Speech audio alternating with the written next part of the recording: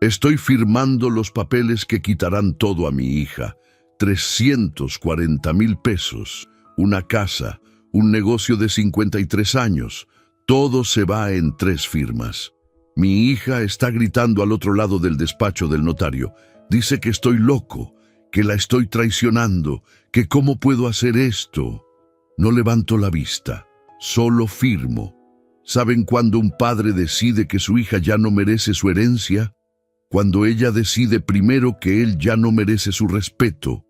El notario sella el último documento. Ese sonido, ese golpe seco del sello contra el papel, es el sonido de mi venganza.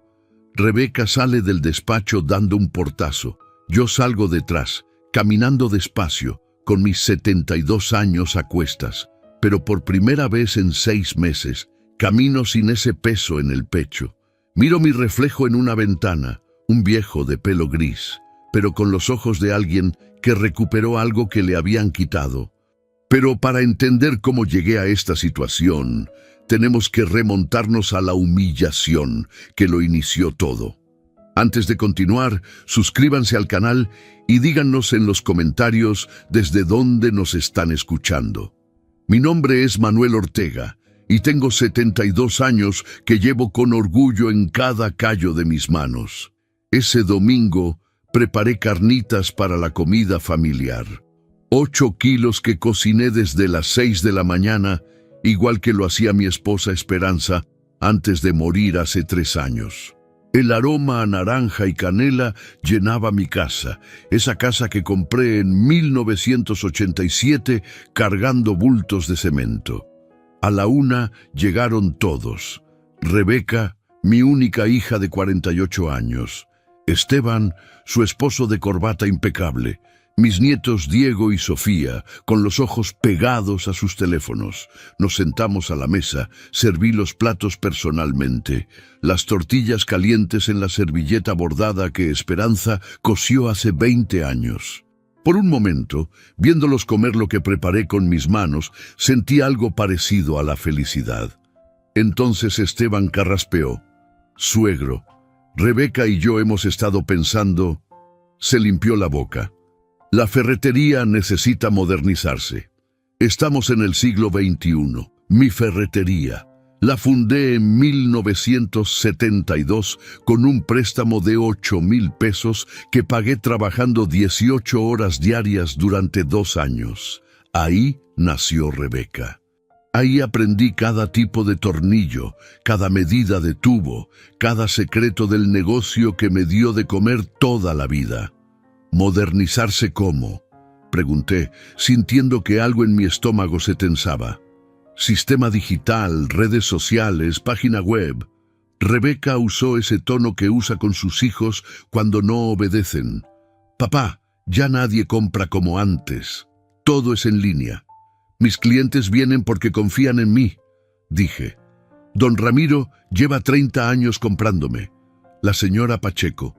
Exacto, papá, me interrumpió. Clientes viejos, necesitamos clientes nuevos. Gente joven que compra con tarjeta, que pide a domicilio. Esteban se inclinó hacia adelante con esa sonrisa que nunca me ha gustado. Lo que Rebeca intenta decir es que tal vez sea momento de que usted descanse, disfrute su jubilación. Nosotros nos hacemos cargo del negocio. Usted ya hizo suficiente. El reloj de pared marcaba los segundos. Diego dejó de ver su teléfono. Sofía miraba su plato. ¿Descansar?, repetí como si la palabra fuera veneno. Sí, papá. Rebeca puso su mano sobre la mía, pero sentí lástima, no calidez.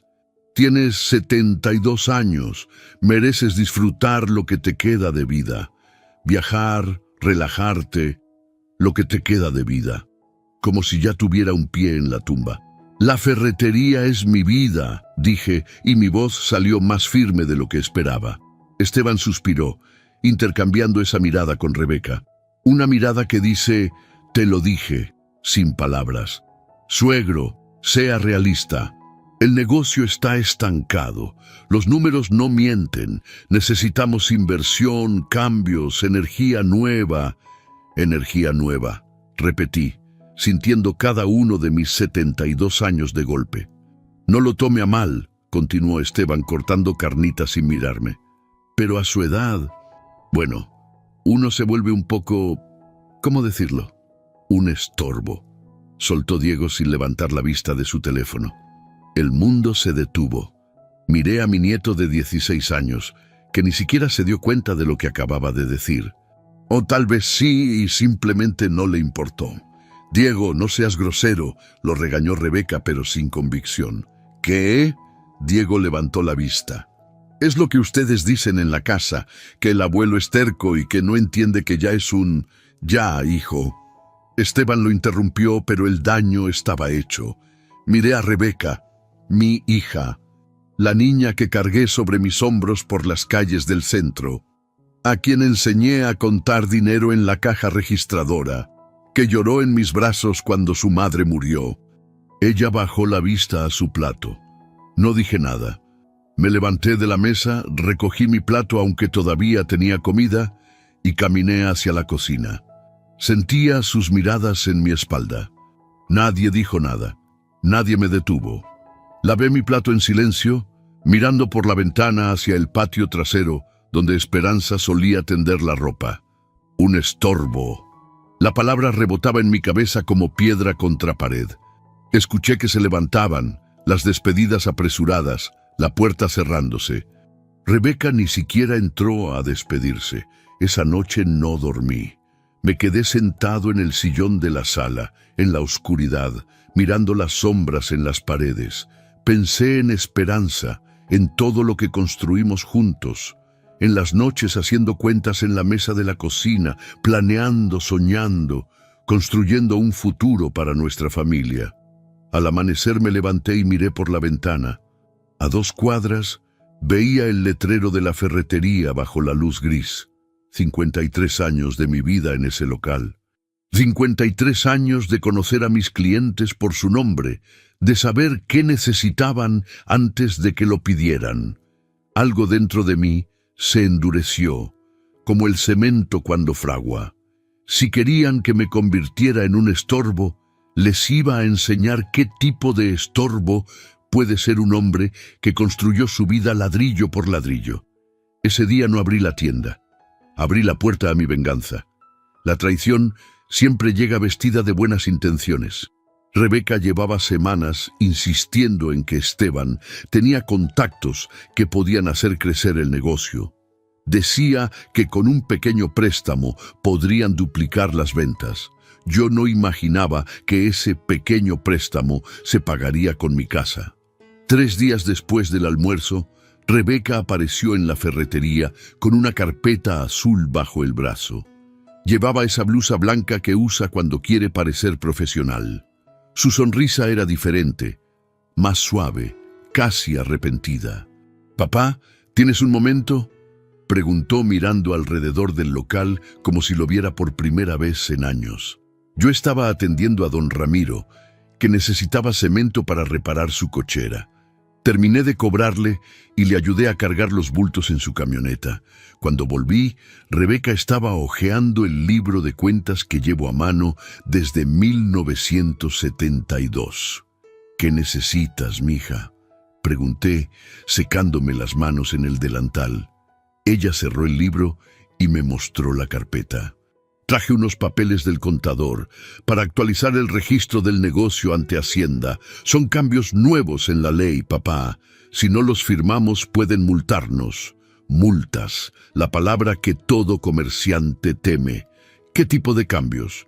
Actualizaciones fiscales, modernización del RFC, esas cosas, dijo con esa voz que usaba de niña cuando quería que le comprara algo. «El contador dice que es urgente, que si no lo hacemos esta semana, la multa puede ser de hasta 50,000 pesos. 50,000 pesos, 2 meses de ventas buenas». Abrió la carpeta sobre el mostrador. Había como 10 hojas llenas de letra pequeña, sellos, números. Traía una pluma en la mano. «Solo necesito que firmes aquí, aquí y aquí», señaló con el dedo. El contador ya revisó todo. «Es puro trámite». Miré los papeles. Las letras bailaban frente a mis ojos. Nunca fui bueno para leer letra chica. Esperanza era quien se encargaba de eso. Ella leía cada contrato, cada factura, cada documento antes de que yo firmara. ¿Ya lo vio el contador?, pregunté. Sí, papá. Por eso te lo traigo. Ya está todo revisado y aprobado. Solo faltan tus firmas. Tomé la pluma. Algo dentro de mí dudaba, pero era mi hija, la niña que nació en el cuarto de atrás de esta misma ferretería, a quien le enseñé a caminar entre estos mismos pasillos. Firmé donde me indicó. 1, 2, 3, 4 firmas. «Listo», dijo Rebeca, recogiendo los papeles rápidamente. «Te traje una copia para tus archivos». Me dio 2 hojas. Ni siquiera eran copias de todo lo que firmé. Me besó la mejilla y se fue. La vi subirse a su carro, un sedán reciente que no sé cómo pagaron, y alejarse por la calle. Guardé las copias en el cajón del escritorio y volví al trabajo.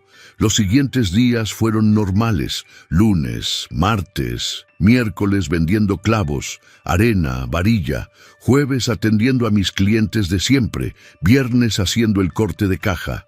El sábado por la mañana llegó un hombre con traje gris.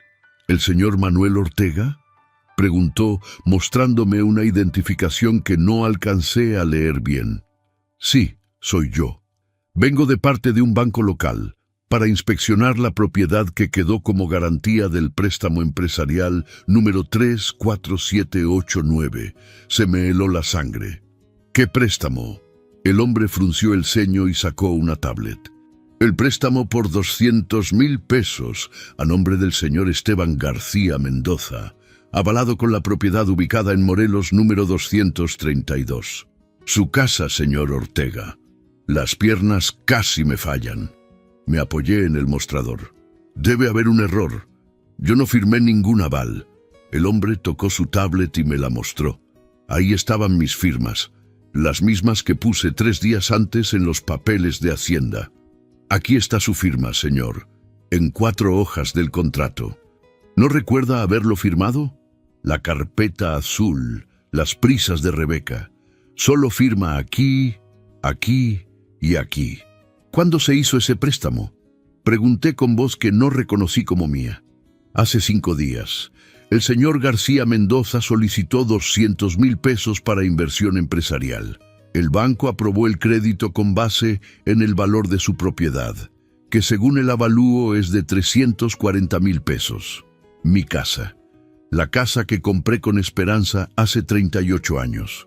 La casa donde nació mi hija. La casa donde murió mi esposa, hipotecada sin que yo lo supiera. Necesito que firme aquí el acuse de la inspección, dijo el hombre, ofreciéndome otro papel. No voy a firmar nada más, dije, y mi voz sonó más fuerte de lo que esperaba. El hombre suspiró. Señor Ortega, usted ya firmó el aval. Esta es solo la inspección de rutina. Si no la firma, de todas formas quedará registrada. Lo miré a los ojos. Él solo hacía su trabajo. El problema no era él. Firmé el acuse. El hombre se fue. Cerré la ferretería, aunque apenas eran las 11 de la mañana. Subí a mi cuarto y me senté en la cama que compartí con Esperanza durante 49 años. En la pared seguía colgada nuestra foto de bodas. Ella sonreía con ese vestido blanco que le costó 200 pesos, una fortuna en aquel entonces. Perdóname, mi amor, le dije a la fotografía. No pude cuidar lo que construimos. Pero entonces algo cambió dentro de mí. No era tristeza lo que sentía. Era algo más duro, más filoso. Me habían usado como garantía. Mi hija me había engañado. Mi yerno había puesto mi casa en riesgo. Y lo habían hecho pensando que era demasiado viejo, demasiado tonto, demasiado estorbo para darme cuenta. Me levanté de la cama y bajé las escaleras.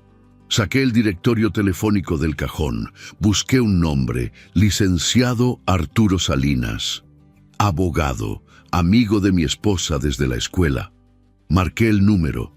Me usaron como garantía, pero todavía no sabían con quién. Hay mentiras que se dicen con palabras y mentiras que se esconden en contratos. El lunes a las 9 de la mañana estaba sentado en el despacho del licenciado Arturo Salinas. No había visto a Arturo desde el funeral de Esperanza, pero él me recibió como si nos hubiéramos visto ayer. Su oficina olía a libros viejos y a ese polvo que se acumula en los expedientes de años.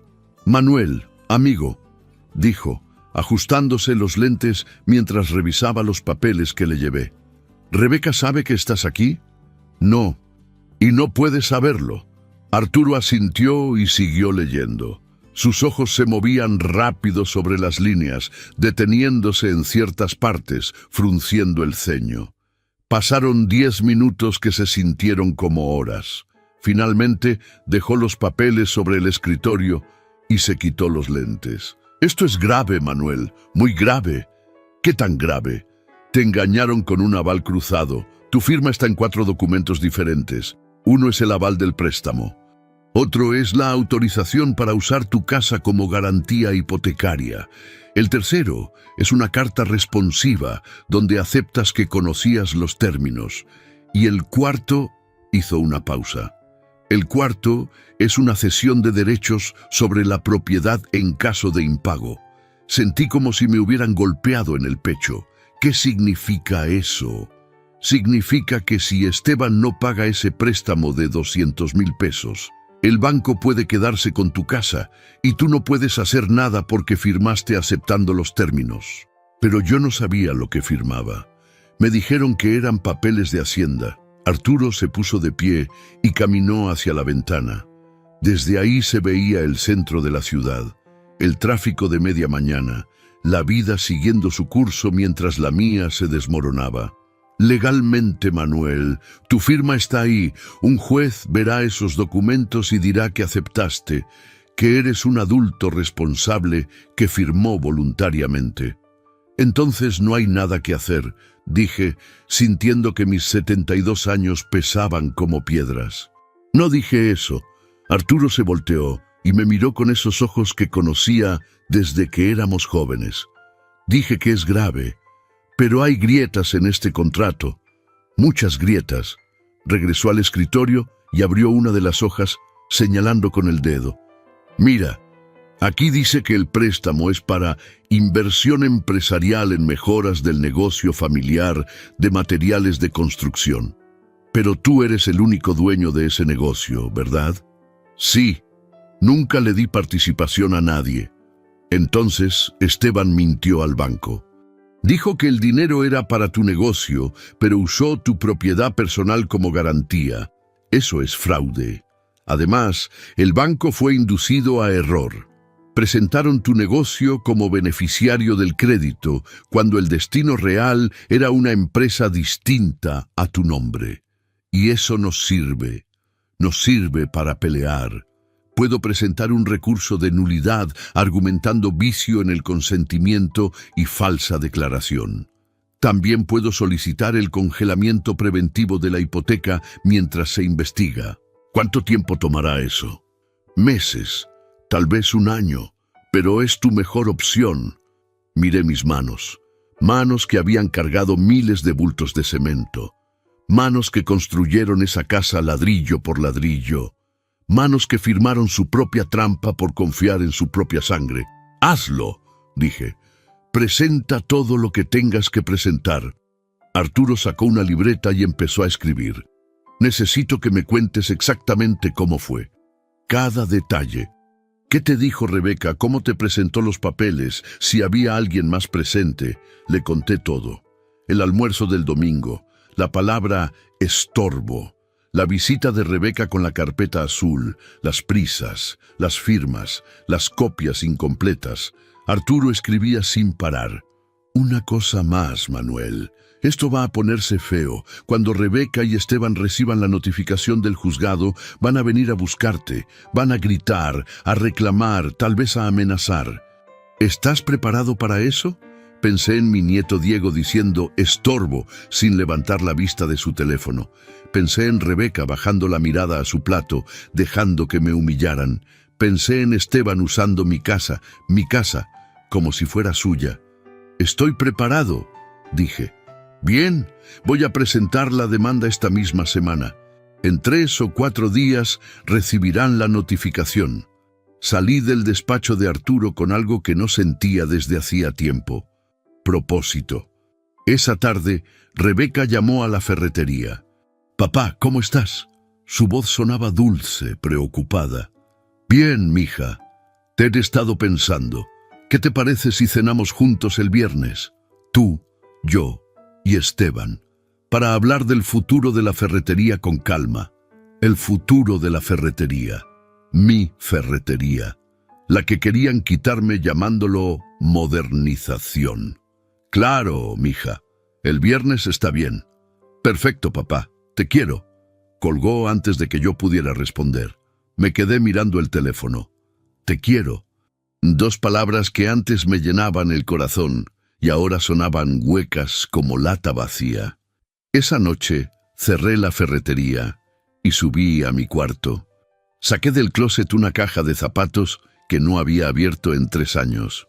Dentro estaban las cartas que Esperanza me escribió cuando éramos novios. Leí una, escrita en 1974. Manuel, mi amor, construyamos algo que dure para siempre. No solo una casa, sino un hogar donde nuestros hijos aprendan que la familia se cuida, se respeta, se protege. Doblé la carta con cuidado y la guardé. Rebeca no aprendió eso. O tal vez sí lo aprendió, pero decidió olvidarlo. Me acosté en la cama mirando el techo. No prendí la televisión, no leí el periódico. Solo me quedé ahí, en silencio, planeando cada paso siguiente. Esa noche, la venganza empezó con un silencio.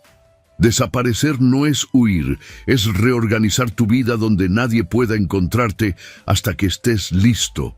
El jueves a las 5 de la madrugada, cuando todavía estaba oscuro, metí ropa en una maleta vieja. 2 pantalones, 3 camisas, ropa interior, mis zapatos de trabajo, nada más. En el buró dejé una nota con 3 palabras. Necesito pensar. Manuel. Cerré la puerta de mi casa sin mirar atrás. Subí a mi camioneta. Una Ford del 98 que tiene 300.000 kilómetros, pero sigue funcionando. Y manejé hacia el norte. Hacia San Miguel de los Santos, un pueblo a 2 horas de aquí, donde mi compadre Jesús tiene un taller mecánico. Llegué cuando el sol apenas salía. El pueblo olía a tierra mojada del riego de la noche. Jesús estaba abriendo su taller, sorprendido de verme. «Manuel, ¿qué haces aquí a esta hora?» «Necesito quedarme unos días, compadre». «¿Tienes dónde?» No hizo preguntas, me dio las llaves del cuarto que tiene arriba del taller. Una cama, un baño, una ventana que daba a la plaza del pueblo, perfecto. Esa mañana, mientras desempacaba mi maleta, mi teléfono empezó a sonar. Rebeca. 1, 2, 3 llamadas. Apagué el teléfono. Más tarde supe lo que pasó. Rebeca fue a buscarme a la ferretería para la cena que habíamos acordado. Encontró el local cerrado. Fue a mi casa, vio mi camioneta no estaba, encontró la nota. Según me contaron, Rebeca le dijo a todos que me había ido por vergüenza, que no soportaba haber arruinado la familia con mis decisiones. Lo dijo con lágrimas falsas, pero con el alivio de quien cree que ya se libró del problema. Pero yo no estaba huyendo, estaba construyendo algo nuevo. El sábado por la mañana, caminando por el pueblo, vi un letrero en la iglesia. Voluntarios necesarios para Proyecto Casas de Esperanza. Entré. El padre Miguel, un cura joven de unos 40 años, me explicó el proyecto. Construían casas pequeñas para ancianos abandonados por sus familias. Cuartos de 4 por 4 metros, con baño, cocina básica, dignidad. ¿Sabe de construcción?, preguntó. Vendí materiales de construcción durante 53 años, dije. Y antes de eso trabajé como albañil. Sus ojos se iluminaron. ¿Cuándo puede empezar? Ahora mismo. Ese mismo día me puse a trabajar.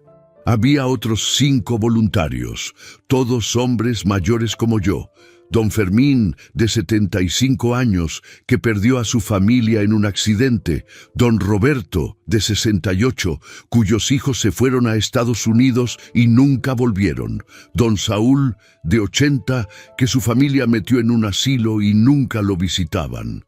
Historias que sonaban demasiado parecidas a la mía.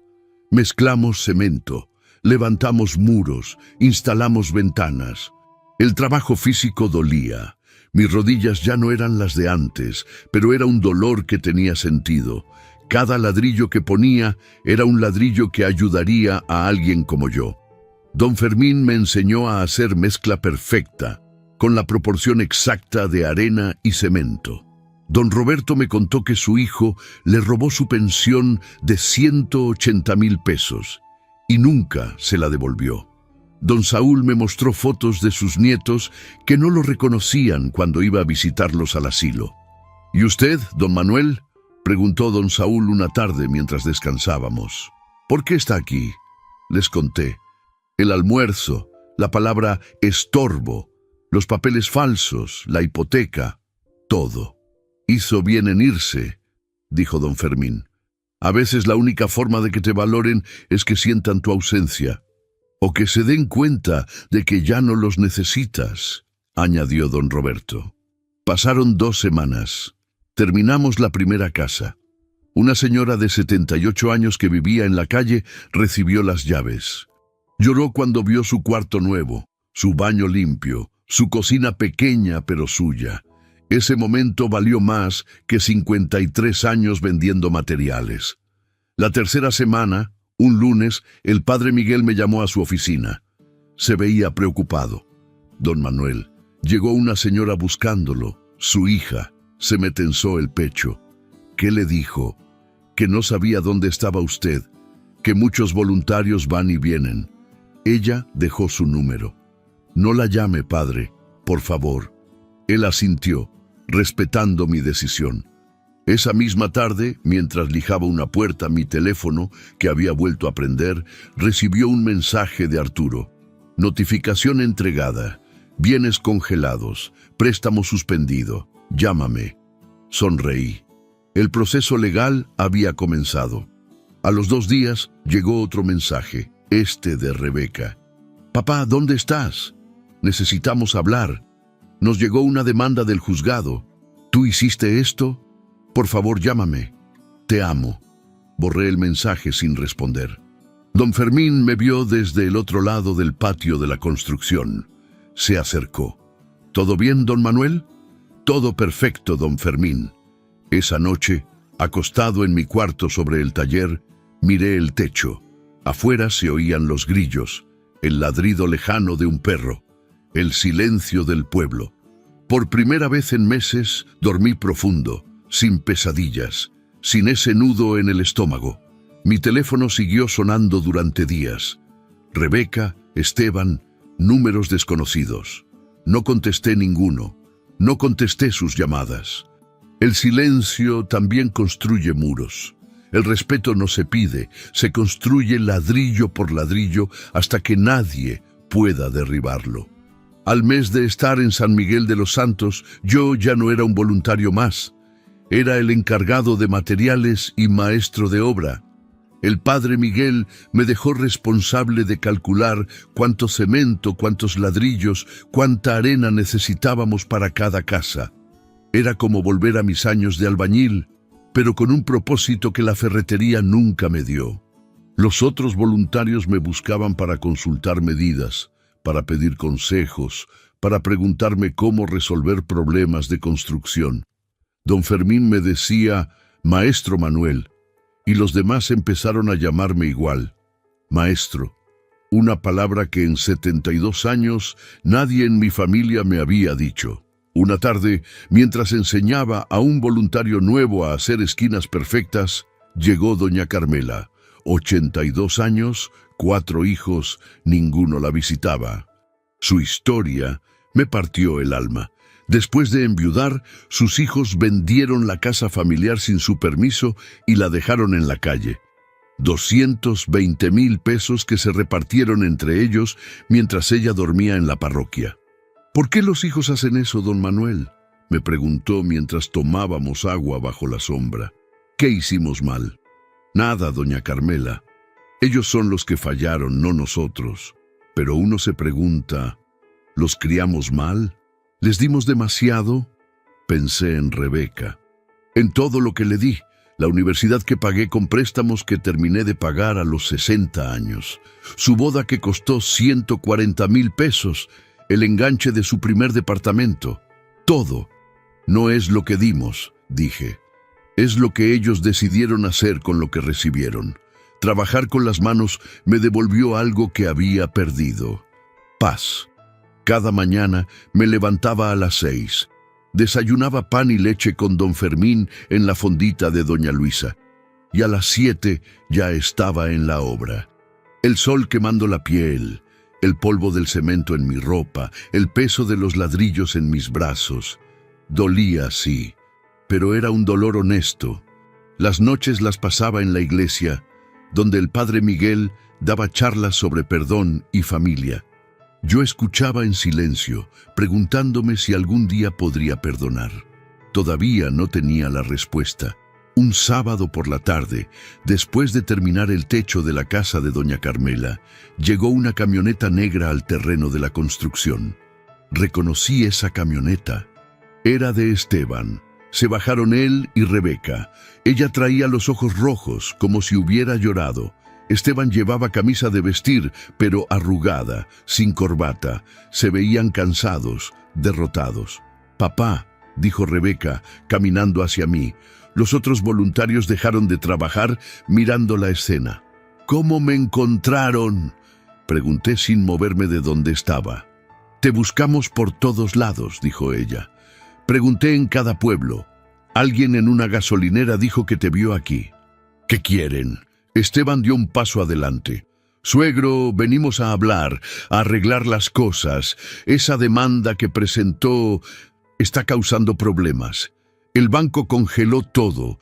No podemos acceder al préstamo, no podemos pagar. No es mi problema», dije, y volví a mezclar cemento. «Papá, por favor». Rebeca se acercó más. «Sé que me equivoqué.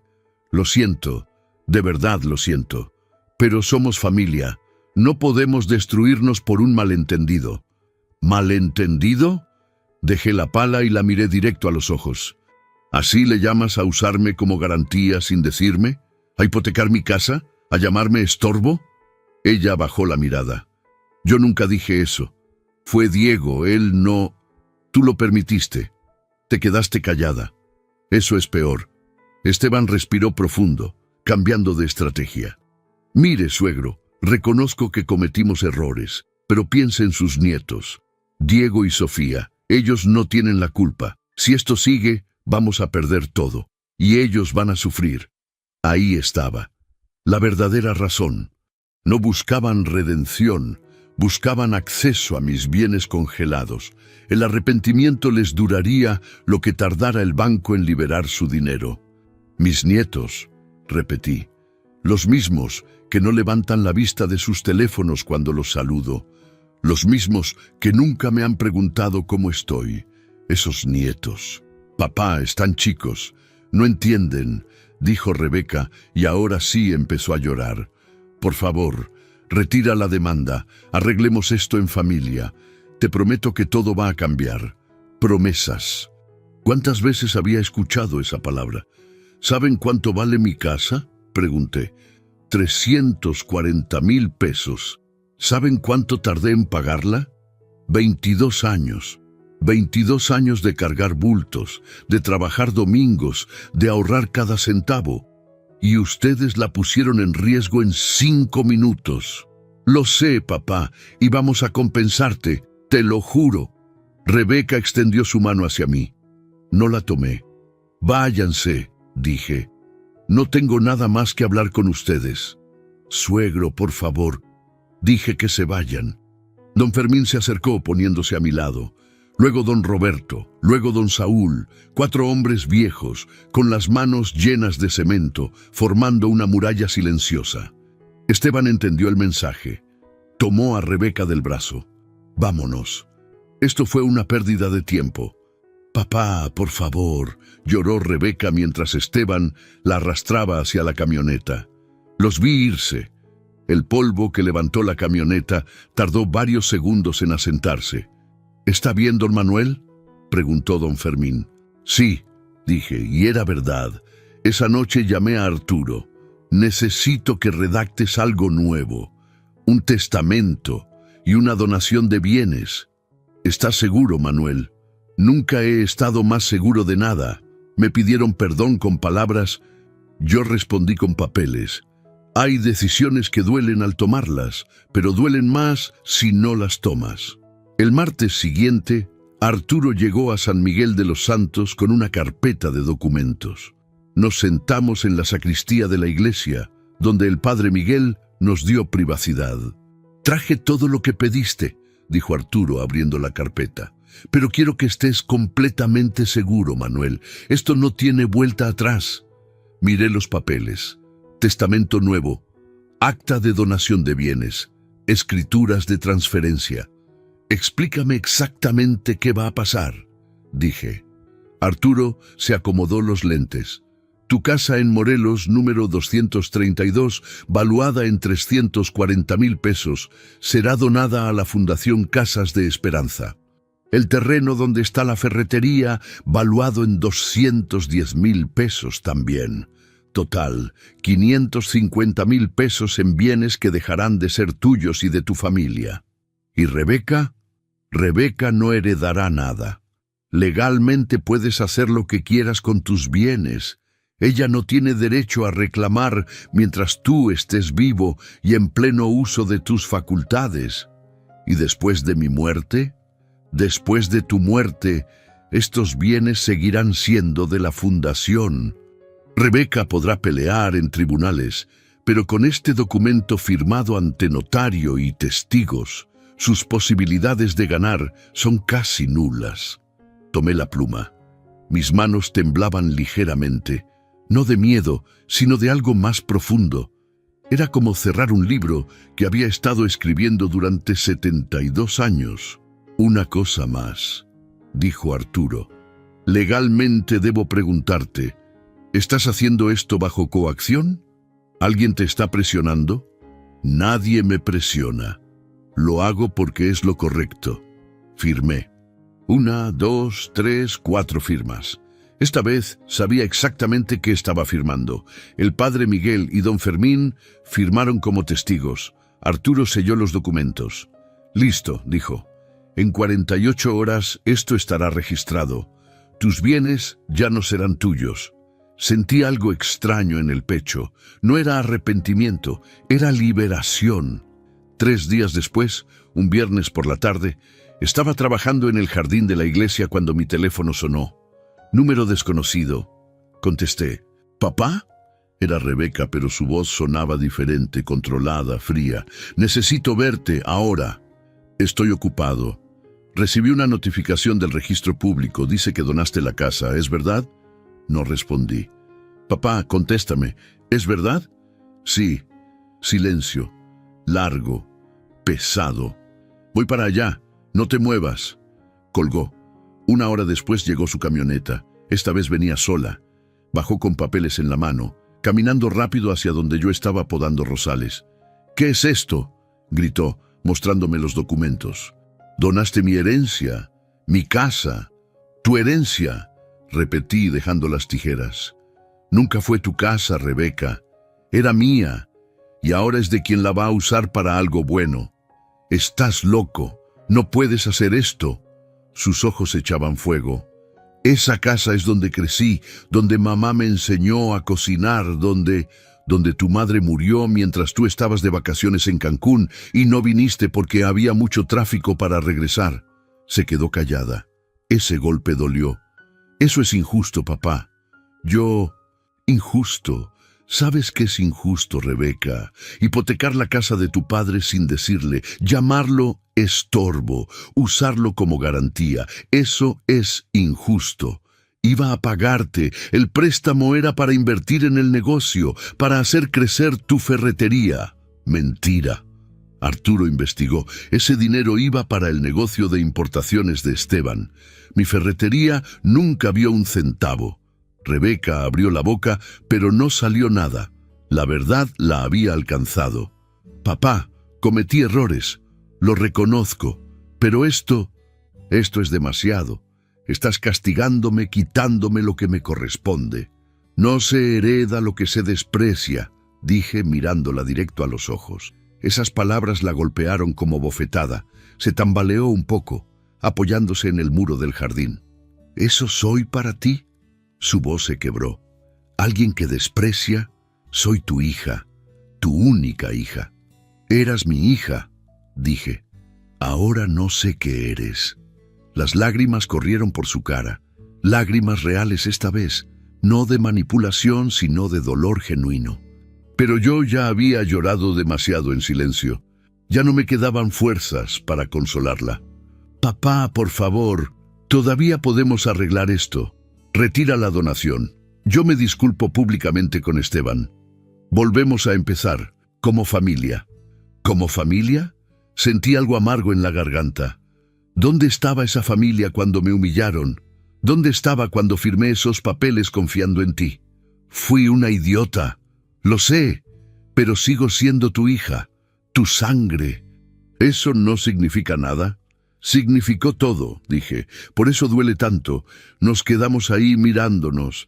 Entre nosotros había 72 años de historia, 48 años de ser padre e hija, y 6 meses de traición que habían borrado todo lo demás. Si haces esto, dijo Rebeca limpiándose las lágrimas, no hay vuelta atrás. Nos pierdes para siempre. A mí, a Esteban, a tus nietos. ¿Eso quieres? Ya los perdí, dije, el día que decidieron que yo era un estorbo. Rebeca arrugó los papeles en su mano. Me miró con una mezcla de odio y dolor que nunca olvidaré. Está bien, dijo con voz temblorosa. Si eso quieres, te lo doy. Pero no vuelvas a buscarme cuando estés solo. No vuelvas a llamarme cuando estés enfermo. No vuelvas a esperar nada de mí. Nunca volví a esperar nada desde aquel domingo, dije. Ella caminó hacia su camioneta. A mitad del camino se detuvo, sin voltear. Mi mamá estaría decepcionada de ti. Tu mamá estaría decepcionada de lo que te convertiste. Supe en ese momento que no lloraba por mí, sino por todo lo que había perdido al elegirme como enemigo. Subió a la camioneta y arrancó levantando polvo. La vi alejarse por el camino de tierra hasta que se convirtió en un punto negro y luego en nada.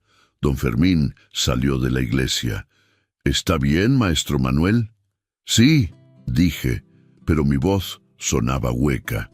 Esa noche empaqué las pocas cosas que tenía en el cuarto sobre el taller. En la mañana siguiente le dije al padre Miguel que me quedaría permanentemente como voluntario. Él me ofreció un cuarto pequeño junto a la sacristía. Nunca volví a mi casa en Morelos número 232. La fundación la convirtió en un hogar para 3 ancianos abandonados. Esa vez sí cerré la puerta y no volví a mirar atrás. La venganza no siempre sabe a victoria, a veces sabe a ceniza en la boca. 2 semanas después de mi última conversación con Rebeca, Arturo me llamó.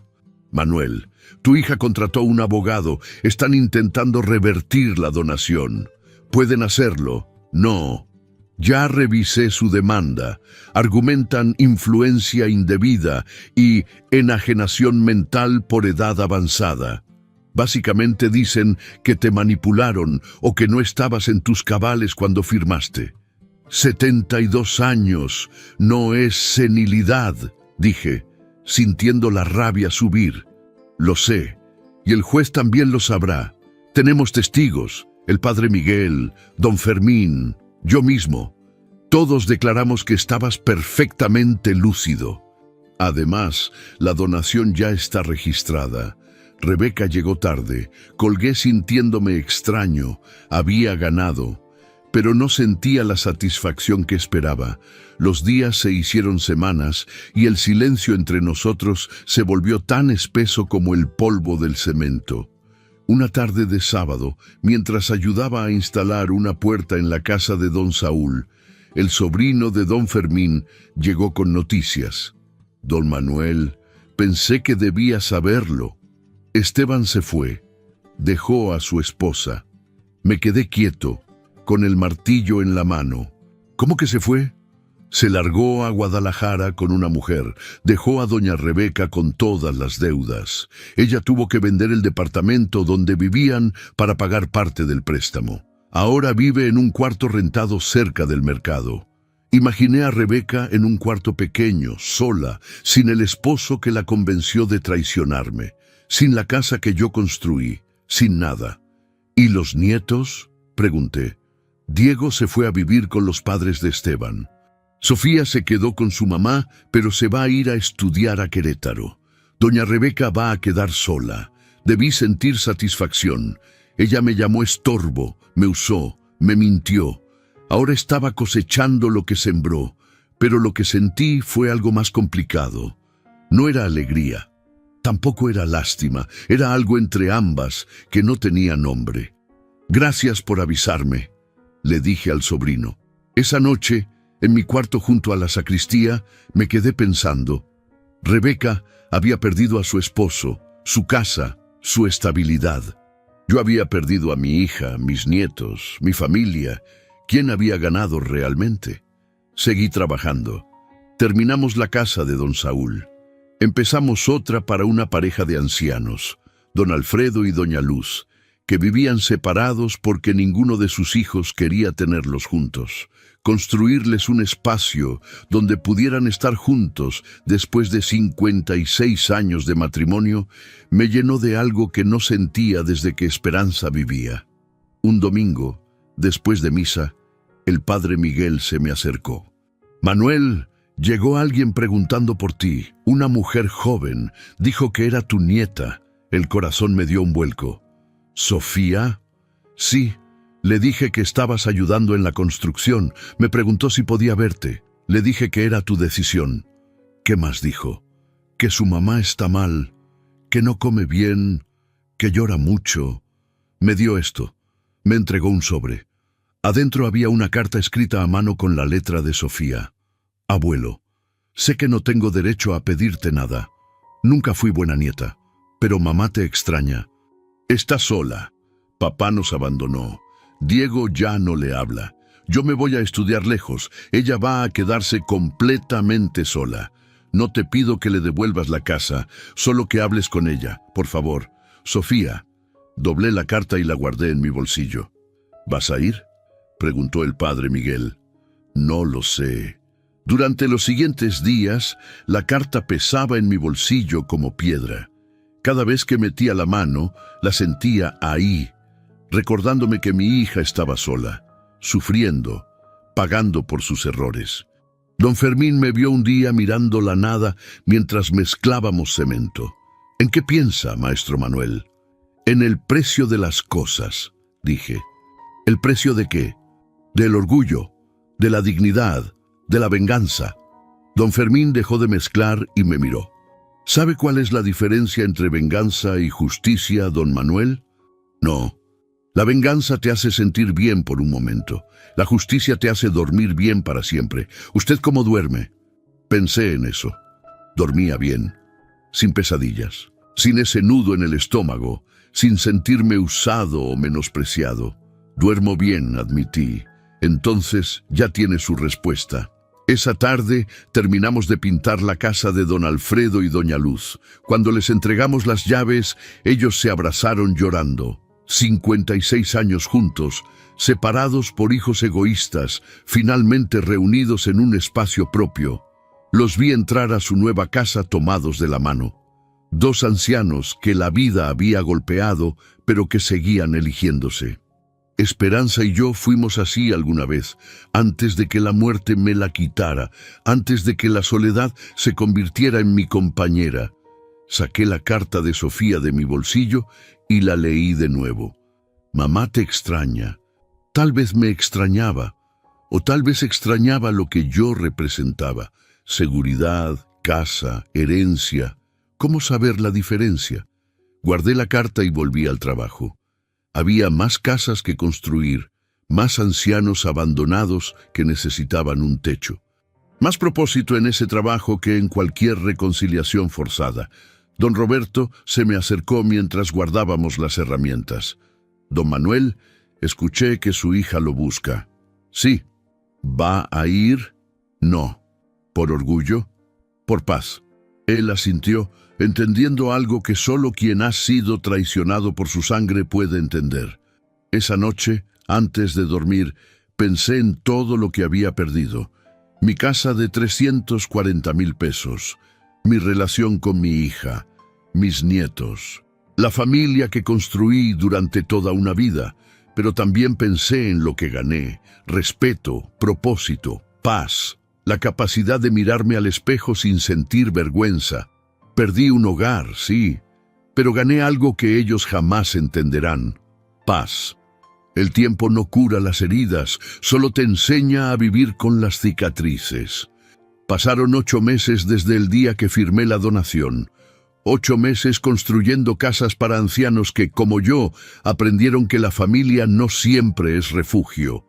Terminamos 7 viviendas. 72 ladrillos por metro cuadrado, multiplicado por 28 metros cuadrados por casa, números que conocía de memoria, como conocía el peso exacto de un bulto de cemento en mis hombros. Mi rutina era simple: despertar a las 6, desayunar con los otros voluntarios, trabajar hasta el mediodía, comer lo que doña Luisa preparaba en su fonda, trabajar hasta las 5, rezar el rosario con el padre Miguel, cenar, dormir, una vida sin sorpresas, sin traiciones, sin dolor. Don Fermín cumplió 76 años y lo festejamos con pastel del pueblo. Don Roberto recibió una carta de su hijo desde Estados Unidos después de 4 años de silencio. Solo pedía dinero. Don Saúl murió en su sueño, pacíficamente, en la casa que ayudamos a construir. Lo enterramos un martes lluvioso. Fuimos 6 personas al funeral, ninguno de su familia. La vida seguía, simple, honesta, sin pretensiones. Un sábado de marzo estaba lijando marcos de ventanas cuando el padre Miguel salió de la iglesia con esa cara que pone cuando trae noticias importantes. «Manuel, hay alguien que quiere verte». «¿Quién?» «Tu hija. Pero esta vez viene diferente. Solo quiere hablar, nada más». El corazón me dio un salto que no esperaba. 8 meses sin verla. 8 meses preguntándome cómo estaría, si comía bien, si tenía techo, si estaba bien. «¿Dónde está?» «En el atrio de la iglesia». Le dije que esperara.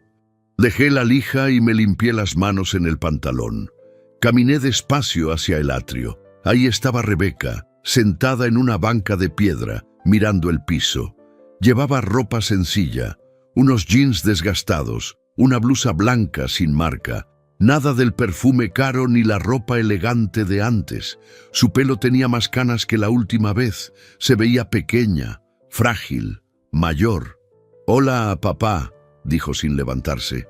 «Rebeca, gracias por recibirme. Sé que no tengo derecho». «¿Qué quieres?», pregunté, pero mi voz salió menos dura de lo que planeaba. «Nada», dijo, y me miró a los ojos. «No vengo a pedir nada. No quiero que retires la donación, no quiero dinero, solo quería verte, hablar, entender». Me senté en la banca dejando un espacio entre nosotros. ¿Entender qué? ¿Cómo llegamos aquí? ¿Cómo lo perdí todo sin darme cuenta? Nos quedamos en silencio. Una brisa movió las hojas de los árboles del atrio. Una campana sonó a lo lejos marcando las 3 de la tarde. «Esteban me dejó», dijo finalmente. «Supongo que ya lo sabes». «Lo sé. Me dejó con todas las deudas. Vendí el departamento, vendí el carro, vendí todo lo que teníamos. Apenas alcanzó para pagar la mitad de lo que debíamos al banco. ¿Y ahora? Ahora trabajo en una tienda de ropa. Gano 8,000 pesos al mes. Vivo en un cuarto con baño compartido. Sofía se fue a estudiar. Diego vive con los padres de Esteban y no me habla». Cada palabra era un golpe. Pero ella no lo decía buscando lástima, lo decía como quien confiesa verdades que ha negado por mucho tiempo. «Lo siento, papá», continuó. «Siento haberte llamado estorbo, siento haberte usado, siento no haber defendido cuando debía hacerlo, siento todo. ¿Por qué vienes a decirme esto ahora? Porque toqué fondo, porque estuve sola en ese cuarto un mes entero sin que nadie me llamara. Porque entendí lo que debiste sentir tú cuando te dejamos solo después de que murió mamá, Esperanza. Hacía meses que no hablaba de ella con nadie. Tu madre te habría perdonado ya», dije. «Pero tú no eres mamá, tú eres más duro, siempre lo fuiste. Tuve que serlo. Alguien tenía que construir mientras otros solo recibían». Rebeca asintió, aceptando esa verdad. «¿Puedo preguntarte algo, papá?» «Adelante. ¿Alguna vez vas a perdonarme?» La pregunta flotó en el aire como polvo de cemento. Pensé en todo. En los 53 años trabajando para darle un futuro, en las traiciones, en los papeles firmados con engaño, en la palabra estorbo saliendo de la boca de mi nieto mientras ella se quedaba callada. «No lo sé», respondí honestamente. «Todavía no lo sé». Ella apretó los labios y asintió. «Es justo. Pero puedo intentarlo», añadí. «Con tiempo, mucho tiempo». Sus ojos se llenaron de lágrimas, pero esta vez no eran lágrimas de manipulación. Eran lágrimas de alguien que finalmente entiende el peso de sus acciones. «¿Quieres un café?», preguntó, señalando la fonda de doña Luisa. «Está bien». Caminamos juntos hacia la fonda. Pedimos 2 cafés. Nos sentamos en una mesa junto a la ventana. Bebimos en silencio, mirando la plaza del pueblo, la gente pasando, la vida fluyendo. «¿Eres feliz aquí?», preguntó Rebeca. «Sí. ¿No extrañas tu casa?» «Extraño lo que representaba, pero esa casa ya no existe.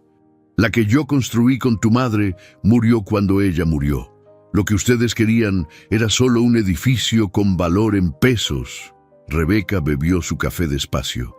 «Construiste cosas toda tu vida, papá. Casas, negocios, una familia.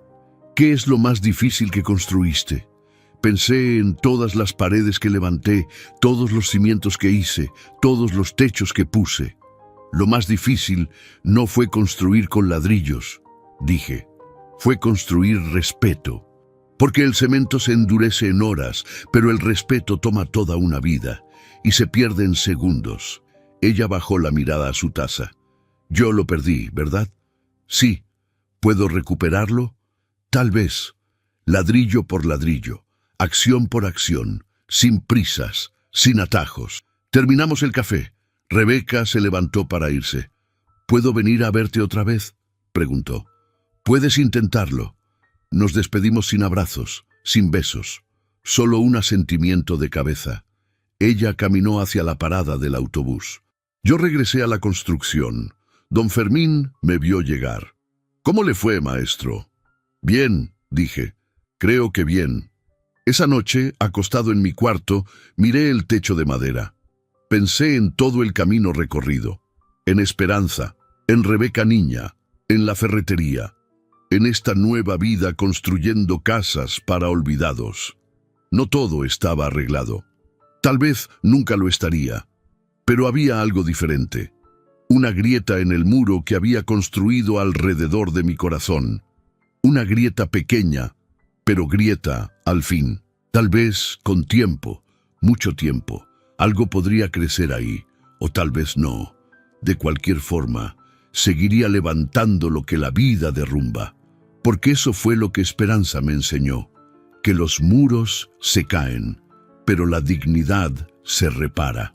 Pasé la vida vendiendo ladrillos, pero lo más difícil fue aprender a construir respeto.